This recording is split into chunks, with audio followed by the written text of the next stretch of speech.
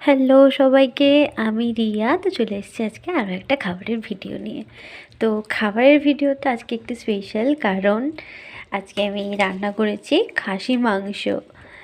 তোমরা দেখতেই পাচ্ছ, এই যে খাসি মাংস, এটা হচ্ছে চর্বি। আর সব থেকে ভালো যেটা সবাই পছন্দ করে এখন, ওটা হচ্ছে গোটা রসুন। এই যে এটা হচ্ছে গোটা রসুন, একটা পুরোটা দিয়েছি আমি। এটা হচ্ছে মেটে, দাঁড়াও এইভাবে দেখিয়ে দিই। শীতকালের রাত্রিবেলা তো জল হাত করতে এতটাই ঠান্ডা লাগবে, ওই জন্য, আর এমনিতে ঠান্ডা লেগেছে আমার, তাই হয়তো গলাটা একটু অন্যরকম শোনাবে। এবার যাই হোক, এখনও ধোঁয়া উঠছে, ফুটছে, এটাই তোমাদের সাথে শেয়ার করলাম। আর ওদিকে গরম গরম ভাত রয়েছে, দেখাচ্ছি।